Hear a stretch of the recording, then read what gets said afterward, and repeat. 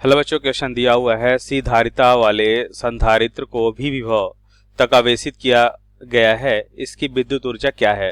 तो सबसे पहले प्रश्न को समझने के लिए प्रश्न की मुख्य अवधारणा को समझेंगे।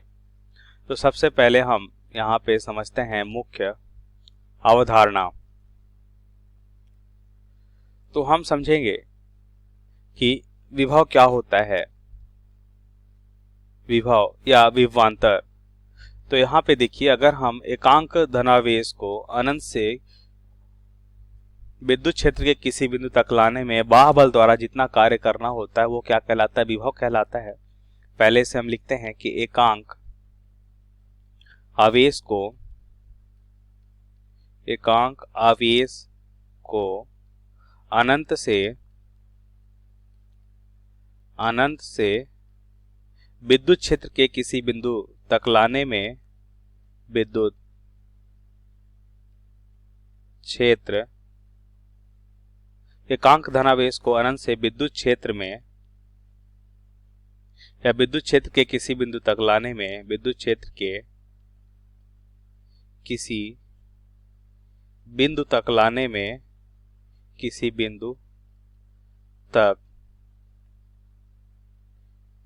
बिंदु तक लाने में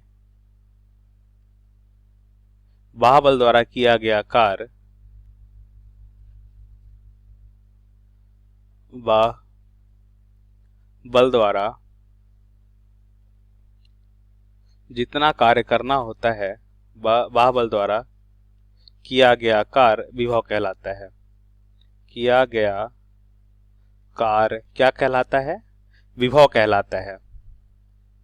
विभव कहलाता है।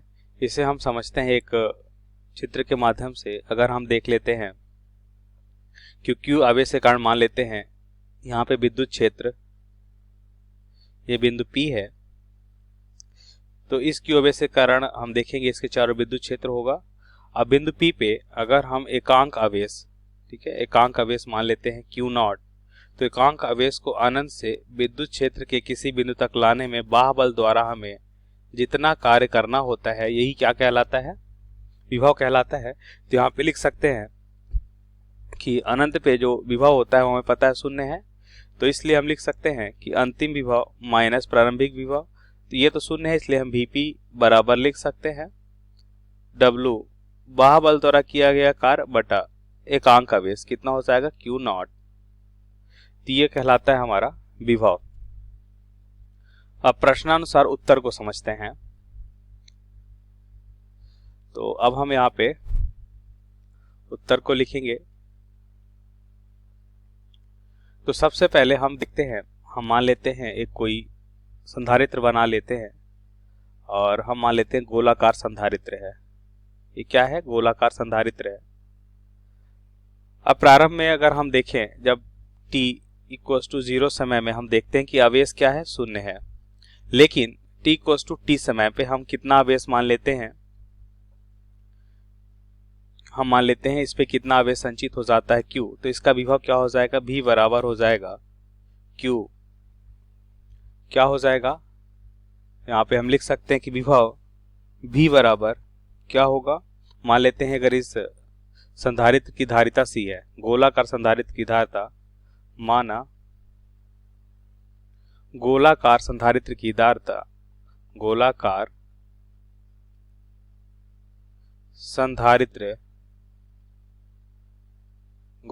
संधारित्र की धारिता क्या है, C है। तो हम लिख सकते हैं कि विभव V बराबर क्या होता है, Q/C होता है। ठीक है। अब हम यहाँ पे देखते हैं कि t = अनंत समय में, कितने समय में, अनंत समय, मतलब बहुत समय बाद हम देखते हैं कि इस पे यह पूरी तरह से आवेशित हो जाता है। और इसमें अधिकतम आवेश कितना हो जाता है, इस संधारित्र में Q आवेश हो जाता है, अधिकतम आवेश हो जाता है Q। तब इसका विभव क्या हो जाएगा, अब ये स्मॉल विभव लिख लेते हैं। और फिर अधिकतम विभव को कैपिटल V, और ये हो जाएगा Q बाई C। C धारिता होती है और इसका मान किसी भी संधारित्र के लिए अगर हम देखें, अगर इसका आकार हमें मालूम मान लेते हैं, अगर R त्रिज्या का आकार है तो इसकी संधारित्र की जो धारिता है वो निश्चित हो जाती है। अब हम क्या करेंगे, एक कोई आवेश लेते हैं और इस छोटा सा आवेश मान लेते हैं dq।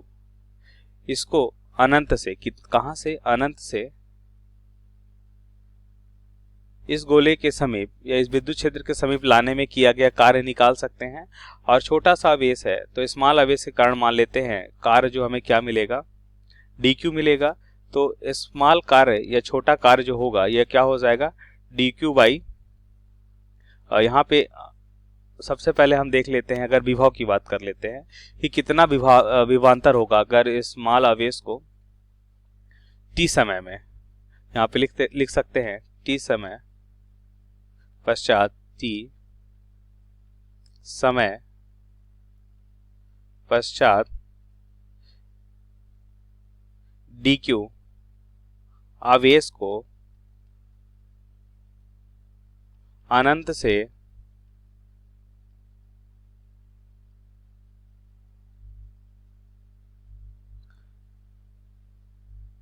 गोला का संधारित्र तक लाने में, अनंत से, या इसी हम मान लेते हैं विद्युत क्षेत्र तक लाने में किया गया कार्य, विद्युत क्षेत्र तक लाने में किया गया कार्य dw है। तो इसे हम निकाल सकते हैं, क्या होगा dw कार्य जो है, यह हो जाएगा dw बराबर,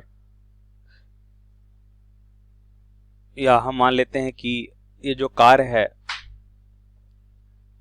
बाह्य बल द्वारा कार्य होगा, W एक्सटर्नल लिख लेते हैं, इसका मतलब बाह्य बल द्वारा किया गया कार्य है ये। तो हम विभव निकाल सकते हैं कि विभव में जो परिवर्तन होगा तो क्या हो जाएगा, मान लेते हैं किसी क्षण विभव v, स्मॉल v है, v माइनस अनंत पे विभव शून्य है, बराबर हो जाएगा dw बटा dq। जैसा कि मुख्य अवधारणा में हमने देखा, तो यहां से हम लिख सकते हैं, अब कार्य निकालना है तो dw बराबर हम लिख सकते हैं, क्योंकि हमें पता है अनंत पे विभव शून्य है, इसलिए हम v इंटू dq लिख सकते हैं। अगर हम कुल कार्य निकालें तो कुल कार्य क्या हो जाएगा, हमें मान लेते हैं t = 0 समय में आवेश शून्य है और t = अनंत समय पे आवेश क्या देखते हैं, अधिकतम आवेश कैपिटल Q हो जाता है। अब ये कुल कार्य मान लेते हैं W, तो W बराबर क्या हो जाएगा, अब v का मान हम यहाँ पे रख लेते हैं, v हमने देखा कि t समय पश्चात v कितना है, Q बाई C है। तो यहाँ पे हम लिखेंगे Q by C into dq, 0 से q आवेश। तो ध्यान से देखिए, यहां से हम लिख सकते हैं, यह हो जाएगा q, देखिए 1/c एक नियतांक है q और qc, तो हमें पता है ये क्या हो जाएगा, q² बाई 2 हो जाएगा। अब यहाँ पे हम लिमिट रखते हैं 0 से अनंत। अब यहाँ पे हम लिख सकते हैं w बराबर हमें क्या मिलेगा, 1/c, और 2 भी बाहर आएगा और यहाँ से मिलेगा q होगा, यहाँ पे ये q है, 0 से q होगा, लिमिट हमें 0 से q मिल रही है। तो 1/2 हमने बाहर किया तो ये हो जाएगा q² माइनस 0। तो यहाँ पे हमें क्या मिल रहा है, w बराबर q² बटा 2c। और हमें मालूम है कि जो किया गया कार्य है, अब यह बाह्य बल द्वारा किया गया कार्य जो होगा, तो कार्य ऊर्जा प्रमेय से हम जानते हैं कि बाह्य बल द्वारा किया गया कार्य स्थिति ऊर्जा में परिवर्तन के बराबर होता है। तो यहाँ पे लिखेंगे कि यह बाह्य बल द्वारा किया गया जो कार्य है यह स्थिति ऊर्जा में परिवर्तन के बराबर होगा। तो हम यहाँ से लिख सकते हैं स्थिति ऊर्जा में परिवर्तन का मतलब, हम यहाँ पे लिख सकते हैं कि अंतिम स्थिति ऊर्जा माइनस प्रारंभिक स्थिति ऊर्जा। अंतिम स्थिति ऊर्जा में पता है क्या होगा, मान लेते हैं कि U, और प्रारंभिक स्थिति ऊर्जा हम क्या मानते हैं, देखिए प्रारंभ में इसकी ऊर्जा कितनी थी, शून्य थी, क्योंकि कोई अभी आवेश नहीं था, तो प्रारंभ में इसकी ऊर्जा क्या है, शून्य है, और अंत में क्या मान लेते हैं, U मान लेते हैं। तो प्रारंभिक स्थिति शून्य है। तो हम यहाँ पे हमने देखा कि जो हमें ऊर्जा मिल रही है, अंतिम ऊर्जा, वह क्या हो जाएगी, बाह्य द्वारा किए गए कार्य के बराबर होगा। और बाह्य द्वारा हम देखते हैं कितना कार्य हमने किया है, Q²/2C। तो इसका मतलब हम जो कार्य करते हैं वही कार्य संधारित्र में स्थिर ऊर्जा के रूप में संचित हो जाती है। तो और इसे हम लिख सकते हैं, अगर हम यहाँ पे लिखें C बराबर, हम जानते हैं Q/V होता है, तो इसे V के रूप में भी लिख सकते हैं। तो क्या हो जाएगा, Q के स्थान में हम लिखते हैं V, तो यह हो जाएगा U बराबर C इंटू V। Q के स्थान पे अगर हम लिखेंगे तो C इंटू V लिखेंगे, C² इंटू V²। तो C से एक C यहाँ पे क्या हो जाएगा, हमें मिलेगा C और मिलेगा V²/2। तो 1/2 C इंटू V² मिलेगा। तो ये हमारे प्रश्न का सही उत्तर है। आशा करते हैं आपको समझ आया होगा। धन्यवाद।